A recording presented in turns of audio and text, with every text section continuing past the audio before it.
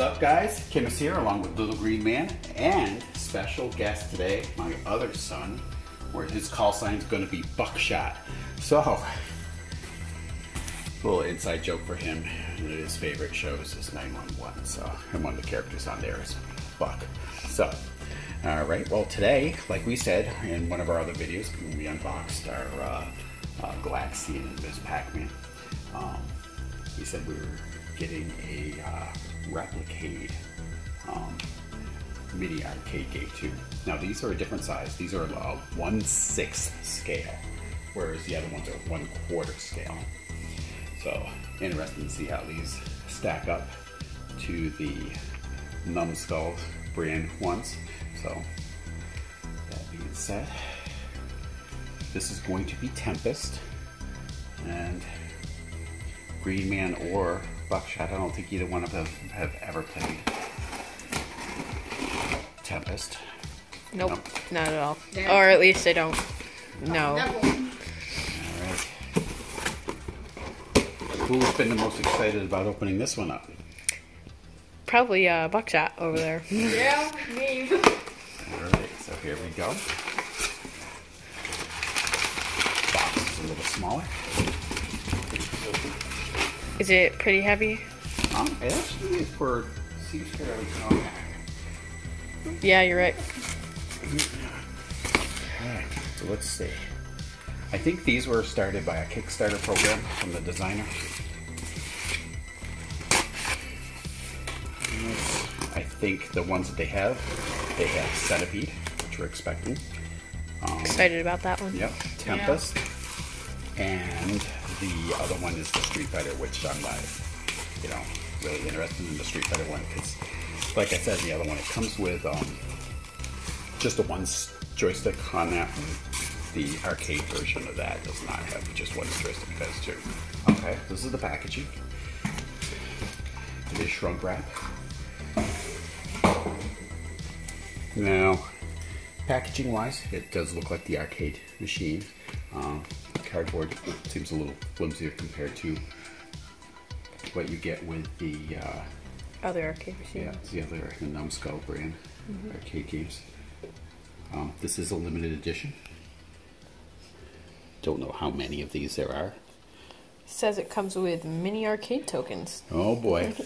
And Green Man is very obsessed with little coins, so I'm gonna have to try to keep those away from Green Man. So, Replicade is the name of this company.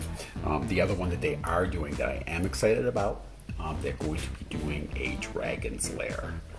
They're doing a Kickstarter program for a Dragon's Lair. That would be really cool. So, depending on how this one and the Centipede looks, maybe we'll be looking at doing a video for that. Alright, so what else to say? So it's got an illuminated marquee. According to that. I do prefer the box a little more on the other one, but we don't get these for the boxes. It says that this one saves high scores. Now that's cool. Because our other ones, as you've heard in the other videos, do not. Yeah. So we have to like write it down on a piece of paper, which obviously Chemist is crushing everybody. Just lucky. But honestly, I like the idea of the saving the scores on it. That's actually really, really cool.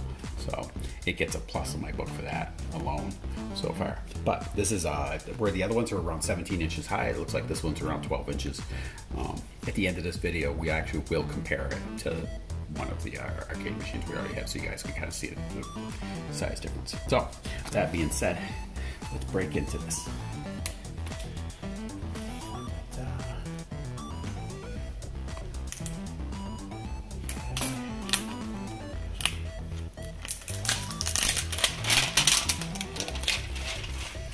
But yeah, I guess from what I understand, this guy is doing just Kickstarters in order to sponsor it.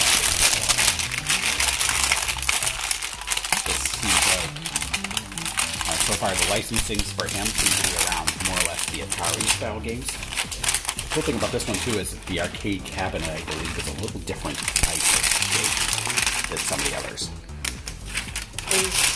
It's actually based on the real thing, so.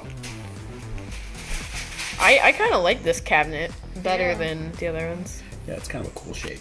Yeah. All right, let's get this thing open. Oh, okay. So this. Oh, that's cool. This opens like this.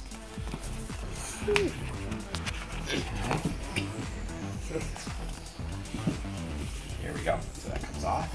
Some more packaging inside. So I do like that. That's kind of nice. Almost like a shoebox style. Yep. It's packed in well.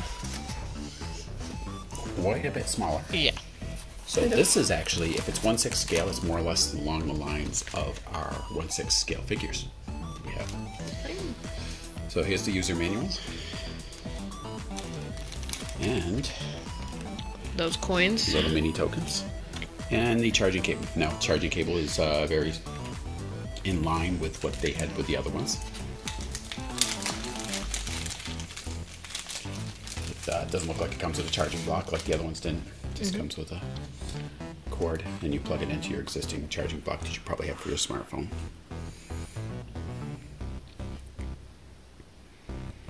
Okay, so features, light up marquee, add a credit button, which would be number 2. 3 is menu pause. 4 is a stash box handle.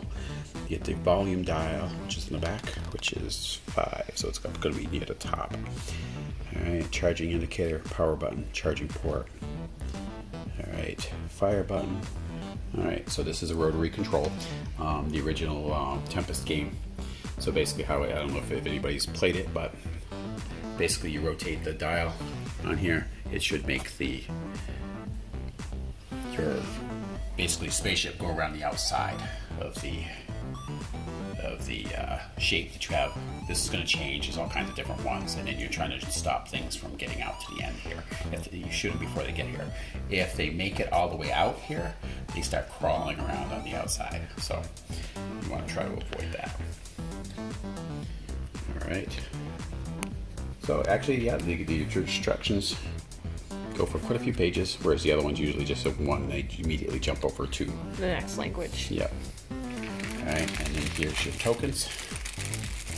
Well, no, this is the charging cable, and here are your tokens.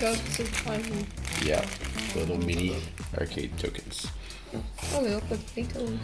Do they actually go in the game? I don't know, we'll have to see. They're So, probably plastic, right? so we've got some other things in here. These look like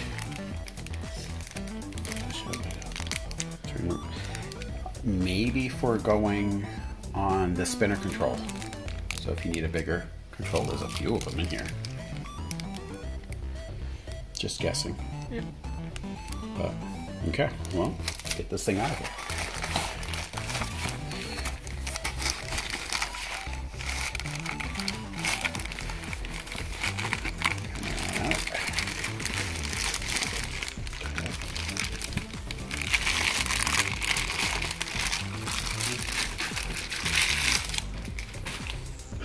So far cool. Step 1, charge before play. Step 2, press and hold power button for 5 seconds. Whoa, no. Okay, so this is the spinner control one here, which would be really huge if it was the real machine. So I think that's why they have the other controls in here. So you could probably put one of these on there. Okay. Yep. Yeah. So now over here, I actually think the coin doors, now my complaint on the other one is the coin doors didn't light up. I think this one looks like the coin doors actually do light up. I think it opens too, does it? It looks like it does. Because... Is that turn? You don't force it. No. I think this is die-cast. Yeah, the coin door is definitely die-cast. It feels like it. I don't know if this opens. Alright, well, let's read it. So press left coin, return button to add credits. Step 4, pop open the coin door by flicking it open under the key. Do not turn key. Okay, so. Okay. Oh, it's moving like this. Yeah, it says flick it open underneath the coin door. I don't know what that means, flick it. Well, we'll just have to check the directions on that one. But anyway, we're going to plug this thing in. Actually, you know what I'm going to do? Where did I just pulled that. Let's see, pull up to remove. So this looks like that. All right, so that comes out. You just pull it out. It is plastic. They give you like 5 of them. Yeah. So even if something happened to one, you've got plenty to back up, and then you can replace it to one that looks a little more realistic. I guess. There it is. Okay.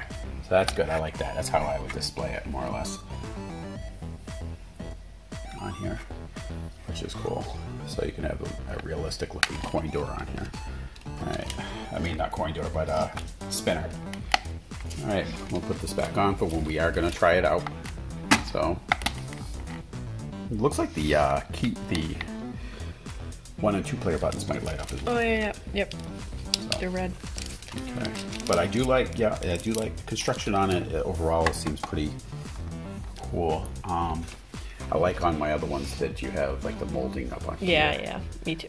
But I like that the coin door is actually metal. Overall, feels pretty nice, and the artwork is nice on it as well. Looks like the actual machine, correct? Yep. And which is cool, it's just it's a cool arcade cabinet design too. And this whole overall shape is different from most arcade machines. And we turn it around. There we go. So, looks like we got the speaker. You have your power button here. Volume up and down.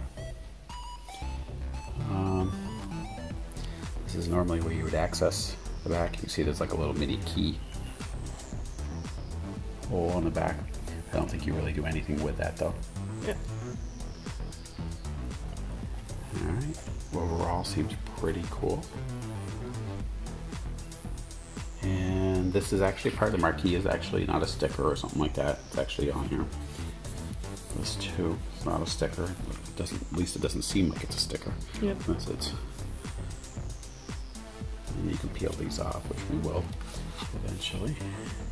Alright, we're going to plug this in and give this thing a whirl. Right, now we've plugged this thing in. Now, one thing I've noticed, which is really cool already, when you plug it in, the coin returns actually light up, which is cool. And should be able to flick this open. There it is. Now this is a die-cast door, and it does open up. Inside here, I don't know what's down in here, but I wouldn't drop the coins down in there if I were you. For me and Buckshot, we could not get it open, so it's very difficult to get open for us, but yeah. I mean...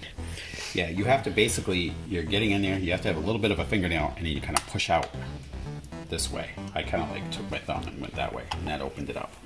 To the left. Yeah. So, that being said, we have this plugged in right now. I'm going to peel off the sticker. Shiny. Feel that nice clean coin door, display. Alright, so we're charging. It says you're supposed to press and hold the power button for 5 seconds. So we will do that. These stickers down here will peel off too. We're just not going to do that right now. Alright, so power button is on the back. As we said before, it's right there. Set to hold that for 5 seconds. Okay. Turn this on. Turn this around here. New Wave Toys. Marquee is lit. Turn off the back light over here.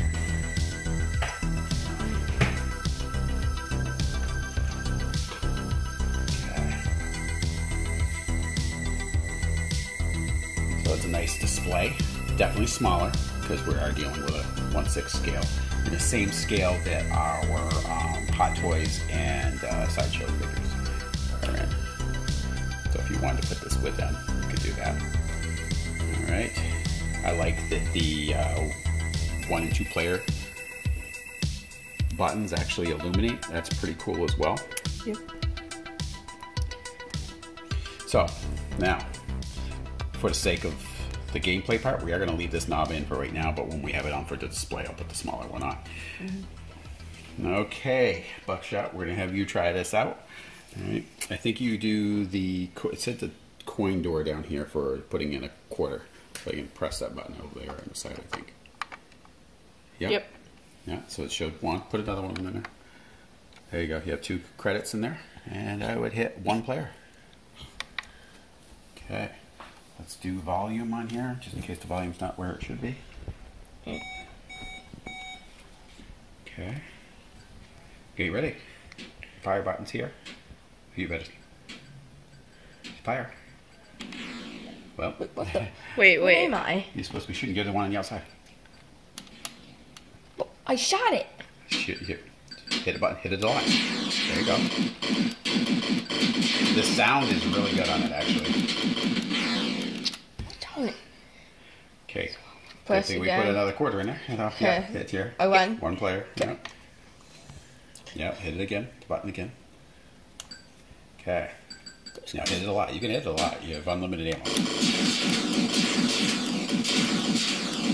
The sound is very robust on it. Yeah, they got good audio on this little machine. Yeah. I think better than the bigger ones. Yeah, probably. Yeah, actually, I think I like the audio better on this than on the numbskull version. That's 1 life. Hit it a lot, Brett. There you go. They're coming. Good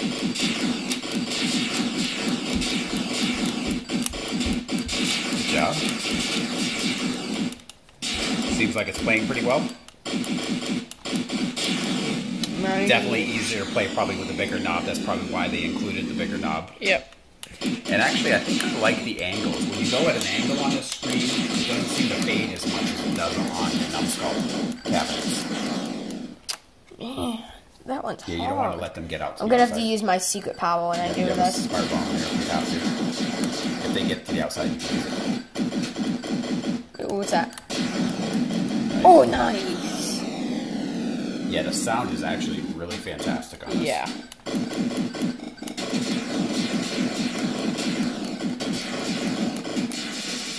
Yeah.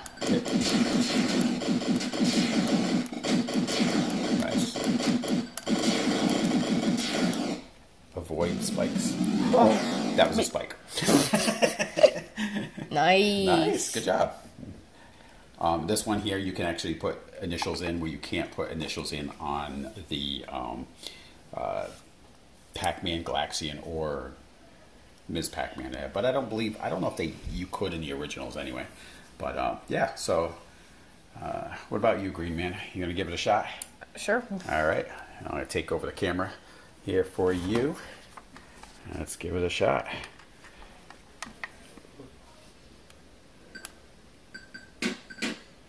You can fire as much as you want.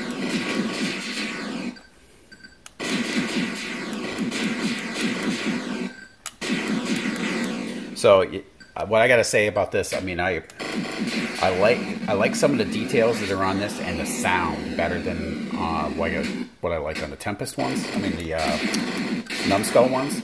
But there's things that I like better on the build of the cabinet on the numbskulls. Like I like the molding they have around up to the outside and how the back of the cabinet looks just like it does on the real thing. So they both have pluses and minuses. Some of the complaints I had about the numbskulls, they kind of took care of on this.